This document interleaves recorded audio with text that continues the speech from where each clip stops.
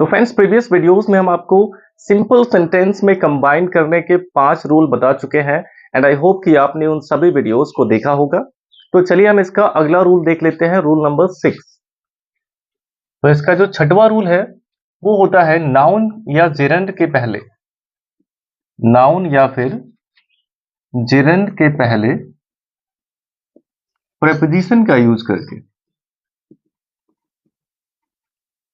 अब इसमें हमें प्रेपोजिशन का यूज करके सेंटेंसेस को एक सिंपल सेंटेंस में कंबाइन करना है। अब क्योंकि फ्रेंड्स प्रेपोजिशन तो बहुत सारे होते हैं और अलग अलग सिचुएशन में हम अलग अलग प्रेपोजिशन का यूज करते हैं, तो इसमें कोई एग्जैक्ट एक रूल हम नहीं बता सकते हैं कि बस उसी के माध्यम से आप सभी प्रेपोजिशन का यूज करेंगे। तो आपको बस केवल दोनों सेंटेंस को पहले पढ़ना होगा, उसको अच्छे से उसका सेंस समझना होगा और ये गेस करना होगा कि इसमें हम कौन सा प्रेपोजिशन यूज कर सकते हैं। और अगर देखा जाए तो इसमें बहुत सारे प्रेपोजिशन का यूज नहीं किया जाता है, मतलब कुछ ही ऐसे प्रेपोजिशन है जिसका यूज करके हम इसमें सेंटेंस को कंबाइन करते हैं। तो चलिए हम एग्जांपल से उनको समझ लेते हैं और उसका सिचुएशन भी समझ लेते हैं कब हमें कौन सा प्रेपोजिशन यूज करना है। तो सबसे पहले हम देखते हैं कि जब भी सेंटेंस में प्राइस बताया जाएगा, अगर मान लीजिए कोई एक सेंटेंस है, पहले सेंटेंस में यह कहा जाए कि कोई भी सामान खरीदा गया या फिर बेचा गया, और दूसरे सेंटेंस में बताया गया हो कि वो किस प्राइस में खरीदा गया या फिर बेचा गया। तो इस तरह के जब सेंटेंसेस होंगे तो प्राइस के पहले, जब भी हमें प्राइस बताना होता है किसी भी चीज का, तो प्राइस के पहले प्रेपोजिशन फॉर का यूज किया जाता है। यहां तक कि अगर वो फ्री में भी है तब भी फॉर फ्री लिखा जाता है। तो पहला ये इसका यूज हो गया कि जब भी सेंटेंस में प्राइस बताई जाएगी किसी भी चीज की, तो प्राइस के पहले आपको फॉर का यूज करना होगा। एग्जाम्पल इसका देख लेते हैं, जैसे ही सोल्ड हिज ओल्ड फोन, ही सोल्ड हिज ओल्ड फोन, उसने अपना पुराना फोन बेच दिया। He got 10,000 rupees, he got 10,000 rupees। तो उसने अपना पुराना फोन बेच दिया और उसे 10,000 रुपए मिले। तो जब हम इसको हिंदी में कंबाइन करते हैं तो क्या होगा कि उसने 10,000 रुपए में अपना पुराना फोन बेच दिया। फ्रेंड्स, हिंदी में तो यहाँ पे मे आता है, बट मे के लिए यहाँ पे आपको इन का यूज नहीं करना है। प्रेपोजिशन मीनिंग के आधार पर नहीं यूज किया जाता कि मे आ गया तो इन लगा दूं, उसका हमें सिचुएशन देखना पड़ता है। तो जब भी प्राइस बताया जाएगा तो वहां पे फॉर का यूज करना है, मे भले ही आया हो। तो कैसे इसको कंबाइन करेंगे, जो पहला वाला सेंटेंस है उसको सेम एकदम एज इट इज लिखना है। हो जाएगा ही सोल्ड हिज ओल्ड फोन, बस दूसरी सेंटेंस में जहां पे प्राइस बताया गया है बस उसी के पहले फॉर लगा देना है, फॉर 10,000 रुपीज। तो सेंटेंस हमारा कंबाइन हो गया कि ही sold his old phone for 10,000 rupees. तो चाहे कुछ पैसों में वो बेचा जाए चाहे खरीदा जाए, तो दोनों के लिए प्राइस के पहले आपको फॉर का यूज करना है। एक और एग्जांपल देख लेते हैं, जैसे है I bought this book, I bought this book, I spent 400 rupees for it। तो यह आई बॉट दिस बुक, मैंने ये बुक खरीदा था। I spend 400 rupees for it, और मैंने इसके लिए 400 रुपए खर्च किए थे, यानी कि मैंने 400 रुपए में यह बुक खरीदा था। तो कैसे कंबाइन होगा, पहला सेंटेंस पूरा वैसे लिखना है, आई बॉट दिस बुक, और फिर फॉर का यूज करके केवल प्राइस लिखना है 400 रुपीज। और दूसरे सेंटेंस में आपको किसी भी वर्ड से कोई मतलब नहीं है, बस केवल प्राइस ही उसमें से लेना है और उसके पहले फॉर लगा देना है। तो ये तो हो जाएगा आराम से। अब कभी कभार जो है फॉर का यूज आप जेरंड के पहले भी करते हैं, वो भी जब उसमें रीजन बताना होता है, किसी रीजन से किसी को पनिश किया गया, किसी को डांटा गया, तो इस तरह से जब रीजन बताया जाता है तो उसके भी पहले फॉर का यूज किया जाता है। तो उसका भी एग्जांपल देख लेते हैं। पहले यहाँ पे बता देते हैं कि रीजन के लिए, रीजन बताने के लिए भी फॉर का यूज किया जाता है। इसका एग्जाम्पल देख लेते हैं। जैसे है द टीचर पनिश्ड हिम, और दूसरा सेंटेंस है कि he was late. The teacher punished him, he was late. Teacher ने उसे पनिश किया, ही वॉज लेट यानी कि वह देर से आया था। तो टीचर ने उसे देर से आने के लिए पनिश किया, ये चीज इसका कॉम्बिनेशन होगा। टीचर ने उसे देर से आने के लिए पनिश किया। तो कैसे बनाएंगे? सबसे पहले पहला सेंटेंस आपको लिखना है the teacher punished him, the teacher punished him. अब किस लिए पनिश किया, किस रीजन से? तो रीजन यहाँ पे बताया गया कि वो लेट से आया हुआ था, तो यहाँ पे आप फॉर का यूज करेंगे, लेकिन फॉर के बाद इसमें जेरेंट का यूज करना होगा। तो जेरेंट क्या होता है? वर्ब की आईएनजी फॉर्म जो एज अ नाउन यूज होता है। तो वर्ब इसमें क्या है? ही वॉज लेट, इसमें वर्ब वॉज है, और वॉज का आईएनजी फॉर्म क्या होगा? आपको बताया गया है कि इज, एम, आर, वॉज, वर, इन सभी का बेस फॉर्म बी होता है, और जब भी आईएनजी उसमें जोड़ना हो तो बीइंग हो जाता है। तो यहाँ पे हो जाएगा for being late. The teacher punished him for being late. Teacher ने उसे देर से आने के लिए पनिश किया। और एक एग्जांपल देख लेते हैं। हिज फादर स्कोल्डेड हिम, उसके पिता ने उसे डांटा, फटकारा। और दूसरा सेंटेंस रहे कि he stole money from his pocket. उन्होंने उनकी जेब से पैसे चुराए थे, उसने उनकी जेब से पैसे चुराए थे। हिज फादर स्कोल्डेड हिम, उसके पिता ने उसे डांटा। He stole money from his pocket, और उसने उनकी जेब से पैसे चुराए थे। तो यहाँ पे रीजन बताया गया है कि उसके पिता ने उसे क्यों डांटा? उनकी जेब से पैसे चुराने के लिए। तो चुराने के लिए, तो के लिए भी फॉर का यूज होता है, और चुराने में ने आया हुआ है। और जब भी किसी भी वर्ब के लास्ट में ना नी ने आता है तो उसमें या तो आईएनजी जोड़ते हैं या फिर उसके पहले टू का यूज करते हैं। और प्रेपोजिशन अगर आया हुआ है तो प्रेपोजिशन के बाद हमेशा आईएनजी फॉर्म यानी जेरेंट फॉर्म आता है। तो कैसे इसको बनाएंगे? सबसे पहले हिज फादर स्कोल्डेड हिम, पहला वाला सेंटेंस लिख लेंगे। और दूसरे सेंटेंस में जहां पे वर्ब है, वर्ब इसमें क्या है? स्टोल है, इसके पहले आपको फॉर का यूज कर देना है, और फॉर के बाद इसका आईएनजी फॉर्म लिखना होगा। और आईएनजी जो है वो फर्स्ट फॉर्म में लगाया जाता है। तो पहले स्टोल का फर्स्ट फॉर्म लिखेंगे स्टील, और अब इसमें जोड़ सकते हैं ING for stealing money from his pocket. ये जो बचा हुआ है ऐसे इसमें नोट कर देंगे, stealing money from his pocket.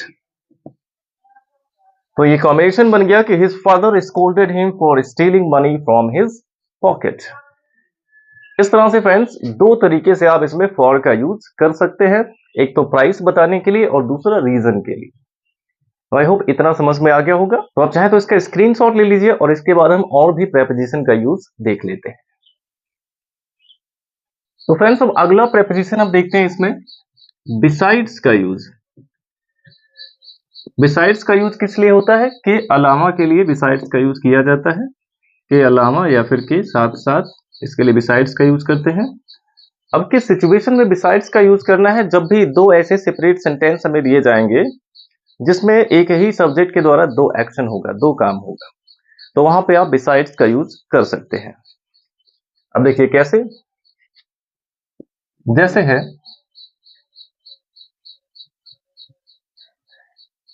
He taught me Hindi, he gave me 5 rupees।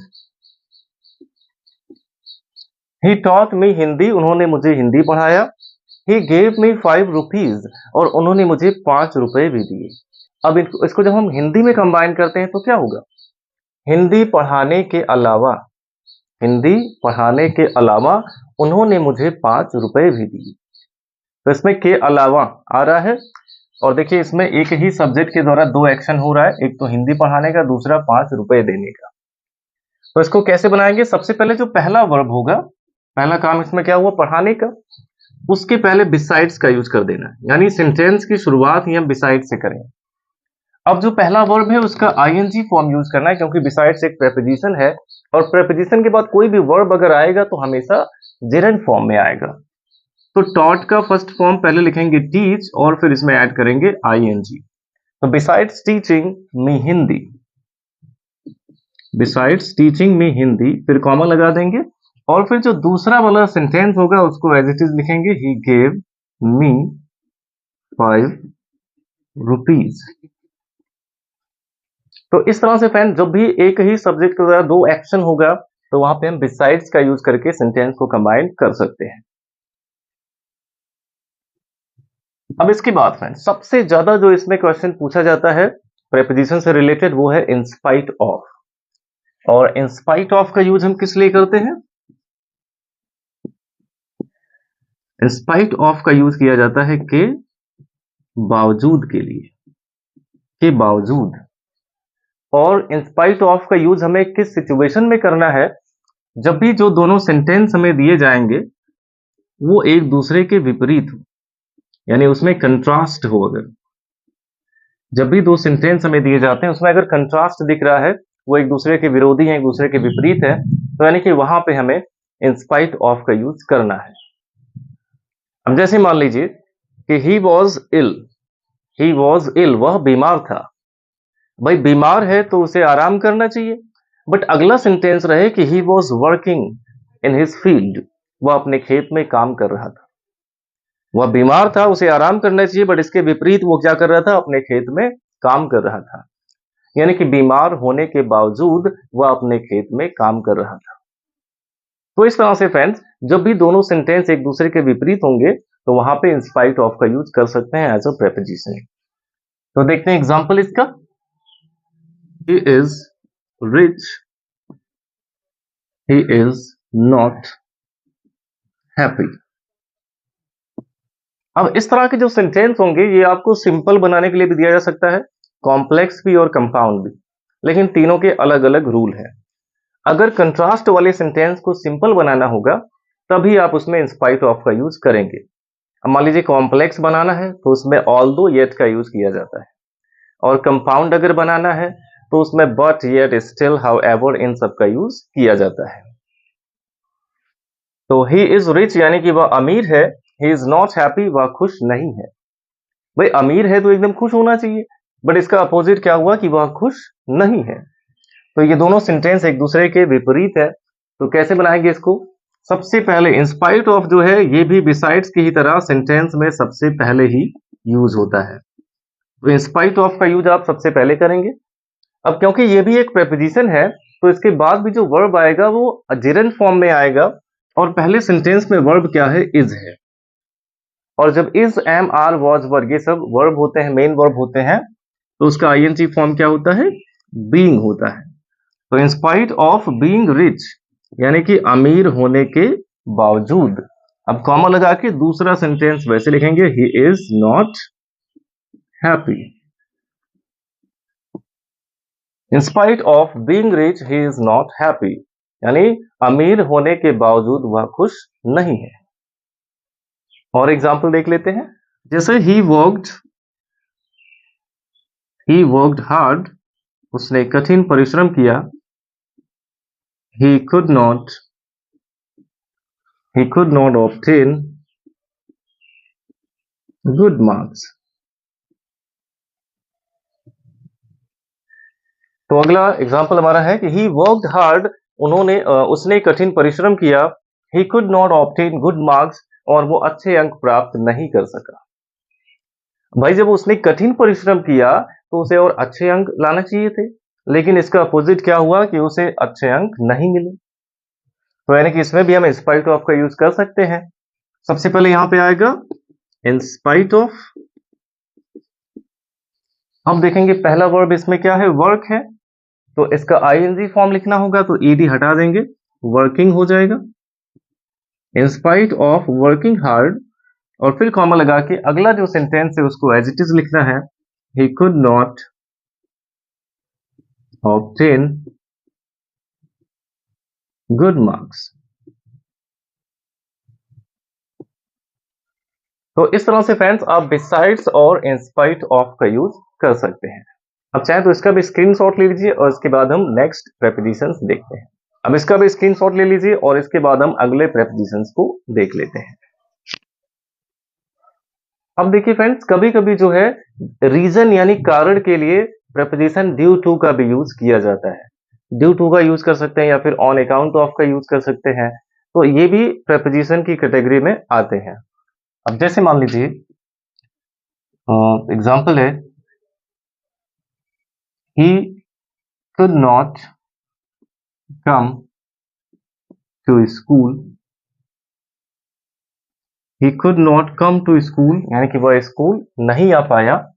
और दूसरा सेंटेंस है कि he was ill, वह बीमार था। वह स्कूल नहीं आ पाया, वह बीमार था। अब इसमें ऐसा लग रहा होगा कि इसमें अगर हम बिकॉज लगाते तो सेंटेंस कंबाइन हो जाएगा कि वह स्कूल नहीं आ पाया क्योंकि वह बीमार था। बट बिकॉज का यूज हम सिंपल सेंटेंस में नहीं कर सकते, इसको कॉम्प्लेक्स में यूज किया जाता है।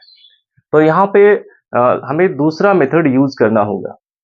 तो इसमें आप ड्यू टू का यूज कर सकते हैं, जिसका मतलब होता है के कारण या फिर की वजह से। तो वह स्कूल नहीं आ पाया, ही वॉज इल, वो बीमार था। यानी कि बीमारी के कारण, यहाँ पे बीमार है इल, लेकिन जब इसको कंबाइन करेंगे तो बीमार नहीं आएगा, बीमारी, बीमारी के कारण वह स्कूल नहीं आ पाया या बीमारी की वजह से वह स्कूल नहीं आ पाया। यानी कि इसमें हमें जो इल है ये एक एडजेक्टिव है, इसका फॉर्म भी चेंज करना पड़ेगा, इसका जो पार्ट्स ऑफ स्पीच है इसमें भी चेंजिंग करना पड़ेगा। यानी कि इल एक एडजेक्टिव है, इसको हमें एक नाउन में कन्वर्ट करना होगा। तो इल को जब हम नाउन में कन्वर्ट करेंगे तो क्या होगा, इलनेस हो जाएगा, इल का इलनेस हो जाएगा। मान लीजिए केयरलेस है तो केयरलेसनेस हो जाएगा। तो कैसे बनाएंगे इसको, सबसे पहले पहला सेंटेंस लिख लेंगे, he could not come to school. अब यहां पे आप ड्यू टू का यूज कर सकते हैं, ड्यू टू, और इल का नाउन फॉर्म क्या हो जाएगा, illness. He could not come to school due to illness, यानी बीमारी के कारण वह स्कूल नहीं आ पाया। इस तरह से आप इसमें ड्यू टू का भी यूज कर सकते हैं। बट ड्यू टू के बाद हमें जो भी दूसरा एडजेक्टिव होगा उसको एक नाउन में कन्वर्ट करना होगा। और देख लेते हैं अगला प्रेपोजिशन। कभी कभी इसमें जो है विदाउट का भी यूज कर दिया जाता है। जैसे मान लीजिए, you helped me, I would have failed. तो पहला सेंटेंस है कि यू हेल्प्ड मी, तुमने मेरी मदद की थी। आई वुड हैव फेल्ड, मैं फेल हो गया होता। वुड हैव आया हुआ है तो हो गया होता, तो यानी कि तुम्हारी हेल्प के बिना मैं फेल हो गया होता। तो सबसे पहले इसमें बनाएंगे कि मैं फेल हो गया होता, यानी कि आई वुड हैव फेल्ड, ये वाला पहले आना चाहिए, आई वुड हैव फेल्ड। अब तुम्हारी मदद के बिना, के बिना के लिए यहां पे आ जाएगा विदाउट। अब इसके बाद क्या रहे, तुम्हारी मदद, तुम्हारी मदद को क्या कहेंगे, योर हेल्प। यहां पे यू का योर हो जाएगा, और जो हेल्प यहाँ पे वर्ब है इसको एज ए नाउन यूज करेंगे, help. I would have failed without your help, तुम्हारी मदद के बिना मैं फेल हो गया होता। इस तरह से आप विदाउट का भी यूज इसमें कर सकते हैं। अब इसके अलावा फ्रेंड्स इसमें ऑन का भी यूज किया जाता है। जब भी सेंटेंस को हम हिंदी में कंबाइन करते हैं उसमें आ जाए कि देख कर, सुनकर, पाकर, यानी जो पार्टिसिपल के जैसा लगे देखने में, जिसमें कर आ जाए, देख कर या सुनकर, तो वहां पे आप स्टार्टिंग में ऑन का यूज कर सकते हैं। जैसे the child saw the moon, the child saw the moon, बच्चे ने चंद्रमा को देखा। ही बिकेम ग्लैड, वो खुश हो गया। The child saw the moon, बच्चे ने चंद्रमा को देखा। ही बिकेम ग्लैड, वह खुश हो गया। यानी कि चंद्रमा को देखकर बच्चा खुश हो गया, ऐसा बनाएंगे। तो सबसे पहले क्या करेंगे, इसमें ऑन का यूज कर देंगे, और फिर जो इसका वर्ब है उसका आईएनजी फॉर्म लिखेंगे, तो सीइंग हो जाएगा, सॉ का ING form. On seeing the moon, यानी कि चंद्रमा को देखकर। अब यहाँ पे ही नहीं लिखेंगे क्योंकि इसमें एक नाउन आया हुआ द चाइल्ड, और अभी तक इसमें चाइल्ड का मेंशन नहीं हुआ है, तो यहाँ पे ही के जगह पे द चाइल्ड ही लिखेंगे। The child became glad. और एग्जाम्पल देख लेते हैं, जैसे she heard the news she fainted. She heard the news, उसने खबर सुना, शी फेंटेड, वह बेहोश हो गई। यानी खबर सुनकर वह बेहोश हो गई। तो सबसे पहले यहां पे आना चाहिए ऑन, और जो इसमें पहला वर्ब है उसका आईएनजी फॉर्म हो जाएगा hearing. On hearing the news, यानी कि खबर सुनकर वह बेहोश हो गई, शी फेंटेड। तो ऐसा इसमें ऑन का यूज भी किया जा सकता है। फ्रेंड्स, अगर प्रेपोजिशन की बात करें तो इसमें आपको अपना कॉमन सेंस ही लगाना होगा। आपको दोनों सेंटेंस को पहले ध्यान से पढ़ना होगा, उसका हिंदी अर्थ निकालना पड़ेगा और उसको पहले हिंदी में कंबाइन करने की कोशिश करनी होगी और ये गेस करना होगा कि इसमें आप कौन सा प्रेपोजिशन लगा सकते हैं। और कभी कभी इसमें पार्ट्स ऑफ स्पीच में भी चेंजिंग करना पड़ सकता है। तो जैसे देखिए यहाँ पे एक एग्जाम्पल है कि ही बिहेव्ड रूडली विद मी, उसने मेरे साथ रूडली बिहेव किया। आई वॉज क्वाइट डिसप्लीज्ड, और मैं बहुत निराश था। तो इसको अगर हम हिंदी में कंबाइन करेंगे तो क्या होगा कि मैं उसके रूड बिहेवियर पर बहुत अधिक निराश था। उसके रूड बिहेवियर से या रूड बिहेवियर पर बहुत अधिक नाराज था, निराश था। तो यहां पे अगर देखा जाए तो इसमें डिसप्लीज्ड आया हुआ है, तो अगर डिसअपॉइंटेड है, डिसप्लीज्ड है, डिस्ट्रेस्ड है, तो इन सभी के साथ प्रेपोजिशन एट का यूज किया जाता है। तो हम क्या करेंगे, सबसे पहले दूसरा सेंटेंस लिखेंगे कि मैं बहुत निराश था।